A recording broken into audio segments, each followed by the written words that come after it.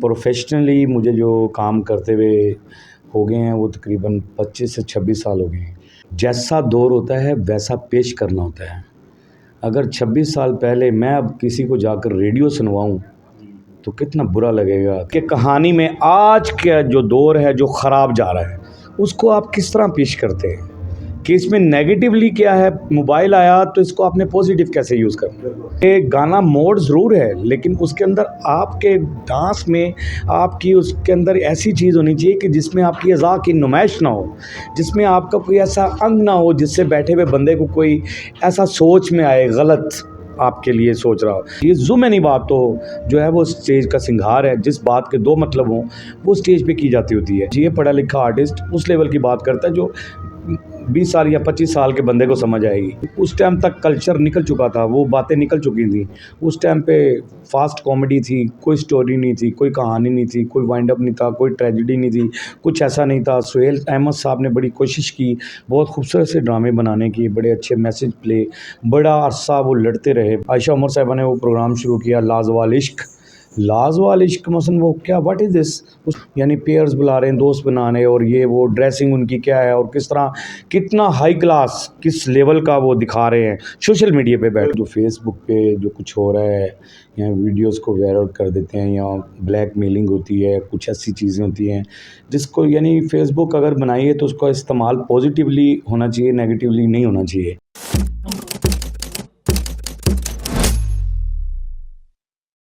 कि मैं कितने साल से वाबस्ता तो मैं काफ़ी अरसे से हूँ, लेकिन प्रोफेशनली मुझे जो काम करते हुए हो गए हैं वो तकरीबन 25 से 26 साल हो गए हैं। और स्ट्रगल टाइम डालें तो बहुत अरसा बनता है। छोड़ दिया बीच में, कर लिया, ये शौक़ था तो शौक़ को वो अल्लाह पाक ने मेरे रोज़ी का ज़रिया बना दिया। शायद मुझे फ़नकार ही बनना था। 26 साल पहले का थिएटर और अब का थिएटर क्या कितना फ़र्क है? मैं एक सवाल आपसे करता हूँ, 26 साल पहले आप इंटरव्यू कैसे करते थे और अब कैसे करते हैं? पहले अखबारों में हम लोग लिखते थे, अब डिजिटल दौर आया है और अब यूट्यूब पे चलता है, लोग देखते तो हैं। इसलिए जैसा दौर होता है वैसा पेश करना होता है। अगर 26 साल पहले मैं अब किसी को जाकर रेडियो सुनवाऊँ तो कितना बुरा लगेगा कि वो कहेगा यार रेडियो सुना रहे हैं, मैं मोबाइल देख रहा हूँ, आप मुझे रेडियो दिखा रहे हैं, रेडियो सुनवा रहे हैं। पहले तो हमें इस बात को सोचना है ना। सही।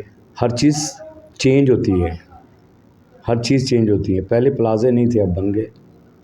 पहले गांव ज़्यादा थे, अब मार्केटें हैं, गलियां मोहल्ले ख़त्म हो गए। तो हर चीज़ चेंज होती है। हाँ, उसको उस लेवल के उस दौर के मुताबिक ढल जाना चाहिए, उस वैसा ड्रामा पेश करना चाहिए फिर कि 26 साल पहले तो मसलन अब लोगों को, आज के बच्चों को, अगर by the way for example मैं आपके चैनल के कहूँ कि मैं आज 2025 है और हीरा मंडी आज से 30 साल पहले, 25 साल यानी पीछे चले जाएँ तो तब उसका नाम था।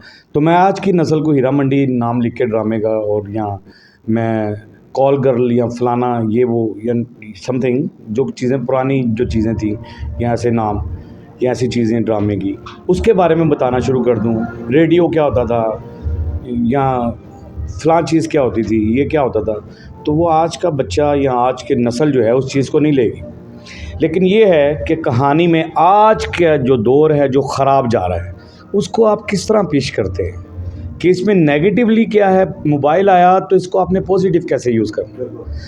कोई चीज़ अगर नेगेटिव हो रही आपने इसको पॉजिटिवली पेश करना है कि गाना मोड ज़रूर है लेकिन उसके अंदर आपके डांस में आपकी उसके अंदर ऐसी चीज़ होनी चाहिए कि जिसमें आपकी अज़ा की नुमाइश ना हो, जिसमें आपका कोई ऐसा अंग ना हो जिससे बैठे हुए बंदे को कोई ऐसा सोच में आए गलत आपके लिए सोच रहा हो।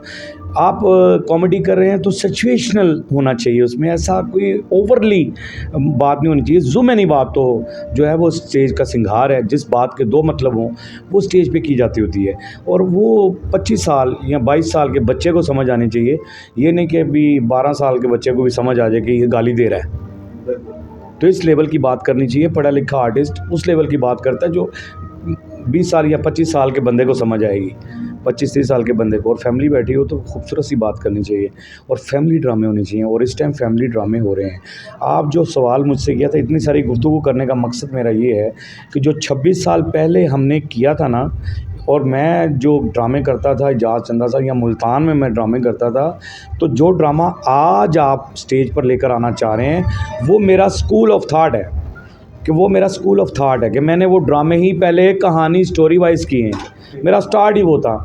जब मैं इन हुआ लाहौर और इन जगहों पे फैसलाबाद, तो उस टाइम तक कल्चर निकल चुका था, वो बातें निकल चुकी थी।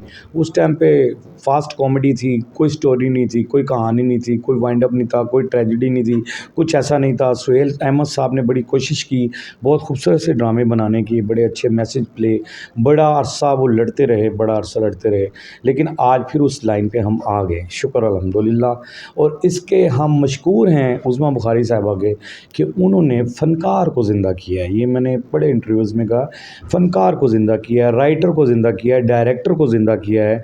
और अभी भी राइटर और डायरेक्टर की कमी है बिलाल भाई, अभी भी राइटर और डायरेक्टर की कमी है कि वो कहानी को वैसा नहीं लिखते हैं, कुछ ऐसे फरलू खाते चल रहे हैं अभी भी। और वो मेरे ख़्याल से सबको देखना चाहिए कि डायरेक्टर कौन है, उसके पास क्या एक्सपीरियंस है। जैसा कि डॉक्टर अजमल मलिक मैं कहता हूँ, और ये मैं कह रहा हूँ, और ये मैं धड़ल्ले से कहता हूँ कि वो स्टेज की दुनिया के इस टाइम वो खलीलुर रहमान कमर हैं, बादशाह हैं वो, नो डाउट। वो हर तरह की स्टोरी को लिख सकते हैं। उसके बाद कैसर सुनाल्ला एक जुनूनी आदमी है, ठीक है ना, उसने डायरेक्शन की, उसने चाहे फ़िल्म को कन्वर्ट किया या समथिंग, लेकिन जुनून वैसा सजाया उसने। नसीम विकी साहब हैं, जीनियस मैन है, यानी डायरेक्शन देखो ना, अब नाम भी तो डायरेक्टर्स के आएँ तो अच्छा भी लगे कि यार ये डायरेक्टर है। तो डायरेक्टर नसीम विकी साहब क्या खूबसूरत, वो भी बेहतरीन। लेकिन मेरे ज़हन में ना वो आता रहता। अब चंदा साहब आ गए हैं लाहौर के अंदर, अब इजाज़ चंदा साहब जो हैं वो ऐसी ऐसी स्टोरीज़ पेश कर रहे हैं। फ़ेसबुक, उन्होंने बता दिया कि फ़ेसबुक क्या चीज़ है, इसको पॉजिटिव इस्तेमाल करेंगे तो आपके लिए फ़ायदेमंद है, और अगर आप नेगेटिव जाएंगे तो फिर आप बर्बाद क्या हो आप समझते हैं कि सोशल मीडिया आने से घरों के घर तबाह होते जा रहे हैं, नज़र आ रहे हैं आप? सोशल मीडिया आने से नहीं, सोशल मीडिया पे कुछ प्रोग्राम ऐसे आने से। सोशल मीडिया गलत नहीं है, सोशल मीडिया ही है जो आप तक हर चीज़ मेरा मकसद को है आसान कर दिया आपने। ऐसे हाँ, टिकटॉक्स इंस्टाग्राम ऐसे, हो गया। इंस्टाग्राम है या टिकटॉक है, या जो कुछ ऐसा करते हैं फेसबुक, यानी जो कि सोशल मीडिया पे बैठकर गलत उनको लीड क्लॉज किया। जैसा कि मैं कह रहा हूँ कि एक प्रोग्राम वो शुरू किया आयशा उमर साहिबा ने, आयशा उमर साहिबा ने वो प्रोग्राम शुरू किया लाजवाल इश्क। लाजवाल इश्क मसलन वो क्या, व्हाट इज़ दिस, उसके अंदर क्या मैसेज दे रहे हैं आप, यानी पेयर्स बुला रहे हैं, दोस्त बनाने, और ये वो ड्रेसिंग उनकी क्या है, और किस तरह कितना हाई क्लास किस लेवल का वो दिखा रहे हैं सोशल मीडिया पे बैठ के। तो ऐसी चीज़ें तो नहीं होनी चाहिए, गालियाँ दे रहे हैं सोशल मीडिया पे बैठ के, गलत चीज़ें कर रहे हैं। अच्छी चीज़ें भी सोशल मीडिया पे आती हैं, बड़ी अच्छी चीज़, आपकी न्यूज़ भी सोशल मीडिया पे आती है, आपके भी न्यूज़ आते हैं, बहुत सारी आती हैं, अच्छी चीज़ें भी उसके ऊपर आप पेश कर सकते हैं। आप करें, कुछ ऐसा करके दिखाएं। टिकटॉक पे भी अच्छा काम हो सकता है, डोंट वरी, टिकटॉक स्टार बुरे नहीं है, वेरी गुड, उनके पास टैलेंट है, ठीक है ना, लेकिन वो टैलेंट को अच्छे तरीके से यूज़ कर लें। अब नेगेटिव तरीके से भी यूज़ कर सकते हैं, पॉजिटिव तरीके से भी यूज़ कर सकते हैं। अगर आप सोशल मीडिया पे बैठे हैं, आप गुफ्तगू कर रहे हैं, किसी पे तनकीद कर रहे हैं, तो वो अच्छे लफ्ज़ों में भी हो सकती है और बुरे लफ्ज़ों में भी हो सकती है। सियासी बात है या फलां है, कुछ भी, समथिंग, एवरीथिंग हो सकता है अगर पॉजिटिव जाएंगे। Social media is the best.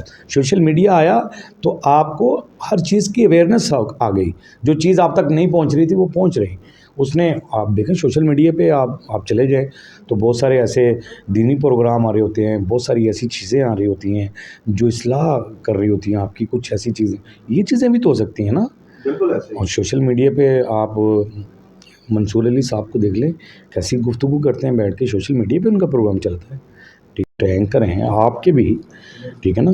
तो सारा जो चीज़ है, आपका माइंड, क्या आप इसको किस जगह पे लगाना चाहते हैं, आप किस तरह रब को राज़ी करना चाहते हैं, अल्लाह की मखलूक को खुश कैसे करना चाहते हैं, वो आपने सोचना है। वो किस तरह से करेंगे आप इंटरटेन उसको, गलत तरीके से करेंगे तो नस्लें तो आपकी भी हैं। अगर मैं एक्टर हूँ, फॉर एग्ज़ाम्पल मैं आर्टिस्ट हूँ, और वो टैलेंट मेरे बच्चों में कन्वर्ट होता है, अगर मैं समझता हूँ कि ये फील्ड बहुत बुरी है, या मैं कहता हूँ कि यार ऐसा है, ये है समथिंग, तो मैं क्यों आया, मेरा बेटे में अगर टैलेंट है वो क्यों नहीं आ सकता, उसको आना चाहिए ना। कि अगर टैलेंट है तो भी मैं उसको लेकर आऊँ। मैं जिस फील्ड से मैंने अपने बच्चों को पाला है, वो भी अगर टैलेंट है उनमें तो वो आएँ, अगर टैलेंट ही नहीं है। अब कुछ लोग ऐसे कहते हैं कि यार इस फील्ड में अपने बच्चों को नहीं लाना चाहिए, वो हमारा कल्चर है समथिंग। हम पाकिस्तान में रहते हैं, यहाँ पर बहुत सारी बातें हैं, यार लो जी आज वो कर रहे हैं ये फलाना, ये बातें होती है फील्ड के अंदर। छोटे जहन के लोग हैं, कुछ चीज़ें ऐसी हैं कि हमारे बच्चों में बहुत टैलेंट है, हम शो नहीं कर सकते उसको। लेकिन जो फील्ड तल्ख होती गई ना, जब माफिया फलां फलां फलां फलां फलां फलां एवरीथिंग, बहुत चीज़ें, जब फील्ड ऐसी होती गई तो फिर लोग सोचते रहे कि इधर अच्छे लोग नहीं आने चाहिए। आखिर में अपने फैंस को और इनर पाकिस्तान देखने वालों को क्या पैगाम देंगे?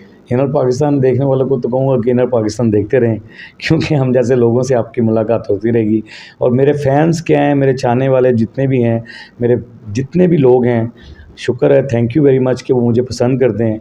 तो उनको सिर्फ इतना ही कहना चाहता हूँ कि भैया प्यार दो, प्यार लो, इज़्ज़त दो, इज़्ज़त लो, और परवरदिगार पर यकीन रखो, क्योंकि सब ताकतें मेरे रब में हैं और वही सब कुछ कर सकता है।